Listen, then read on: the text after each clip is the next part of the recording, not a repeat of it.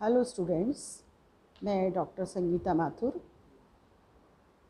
सह राजनीति विज्ञान LBS कोटपुतली कॉलेज से। मैं आपको मनु के बारे में अभी तक जितने भी वीडियोस हमने बनाए हैं उसमें मनु के बारे में मैंने आपको बताया है।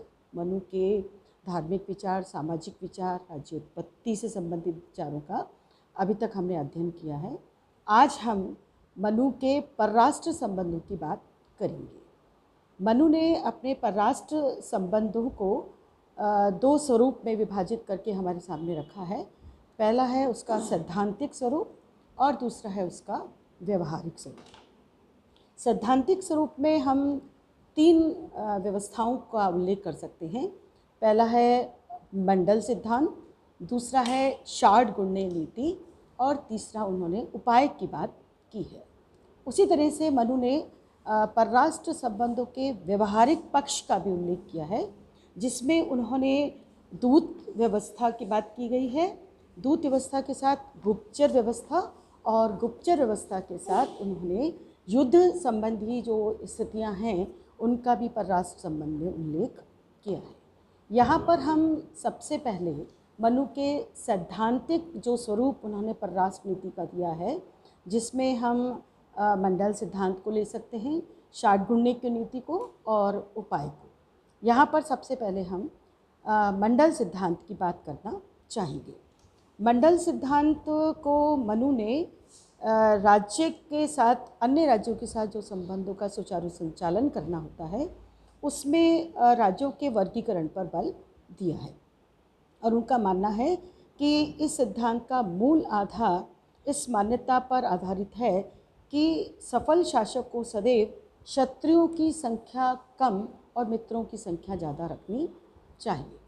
हम जब मंडल सिद्धांत की बात करते हैं तो मंडल सिद्धांत जो राज्य हैं उनके बीच शक्ति का संतुलन जो है उसके व्यवहारिक स्वरूप को स्पष्ट करता है।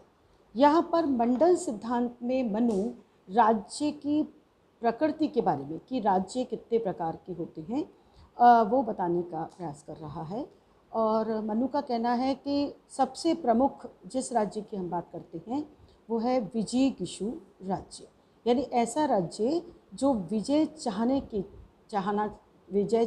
इच्छा रखता है या सफलता की इच्छा रखता है, और उसको वो राज्य मंडल सिद्धांत का केंद्रस्थ राज्य मानता है।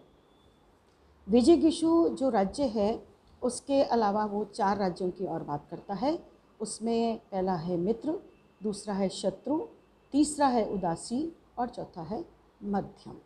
यहाँ पर मनु जो राष्ट्रमंडल में, जो मंडल सिद्धांत में राष्ट्रों की, राज्यों की बात करता है, उनकी वो कुल 12 संख्या बताता है। और उसका कहना है कि विजिगीषु के अग्रभाग का सीमावर्ती राज्य अरि या शत्रु राज्य माना गया है। यानी सबसे नियरेस्ट जो आपका पड़ोसी राज्य है वो सदैव उस राज्य का शत्रु राज्य होता है।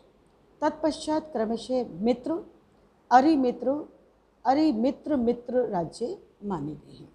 इसी प्रकार पृष्ठभाग में, यानी उसके आगे के भाग में सीमावर्ती राज्य को वो पार्श्वीग्रह का नाम देता है, और उसके पश्चात आक्रांत, पार्श्वीग्रहांसार और आक्रांत साध राज्य की बात मनु के द्वारा की गई है। इस प्रकार मनु के अनुसार आक्रांत सार मित्र प्रकृति के एवं पार्श्वीग्राम और पार्श्वीग्रह सार शत्रु प्रकृति के राज्य होते हैं।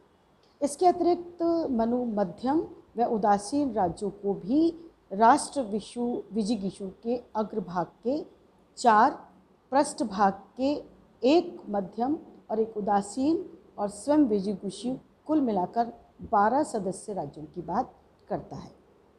इसी प्रकार मनु मंडल सिद्धांत के अंतर्गत राज्य की 5 द्रव्य प्रकृतियों की बात करता है, जिसमें पहला वो अमात्य को, दूसरा राष्ट्र को, तीसरा दुर्ग को, चौथा अर्थ या कोश को और छठा दंड को इसके अंतर्गत शामिल करता है।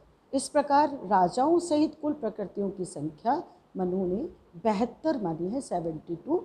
और मनु का ये भी कहना है कि प्रत्येक राजा का एक कर्तव्य है कि वो राज्य की रक्षा करे और उसके हित संवर्धन हेतु राष्ट्रमंडल में शत्रु और जो मित्र राष्ट्र हैं उनकी संख्या में वृद्धि करे, ताकि उसका राष्ट्र विकासात्मक प्रवृत्ति की ओर बढ़ सके। इसके अतिरिक्त जो सैद्धांतिक स्वरूप है उसमें मनु षाडगुण्य नीति की बात करता है। षाडगुण यानी ऐसा राज्य जो 6 गुणों से संबंध रखता है, जिसके 6 गुण हैं। उसके अंतर्गत हम सबसे पहला गुण में हम संधि को मान सकते हैं, दूसरा है विग्रह, तीसरा यान, चौथा आसन, पांचवा द्वैधी भाव और छठा है संशय। इसको हम बाद में इसका पूरा उल्लेख सविस्तार करेंगे। तीसरा जो उसमें सैद्धांतिक स्वरूप में मनु मानता है वो है उपाय, और उपाय को भी वो 4 दृष्टि से देखने का प्रयास करता है कि एक राज्य उपाय को सैद्धांतिक स्वरूप में कैसे स्वीकार करता है। उसमें 4 चीज़ों को उल्लेख करता है, साम, दान, दंड और भेद। इस प्रकार से मनु ने परराष्ट्र नीति या परराष्ट्र संबंधों के सैद्धांतिक स्वरूप का मनुस्मृति में विवेचन किया है। धन्यवाद।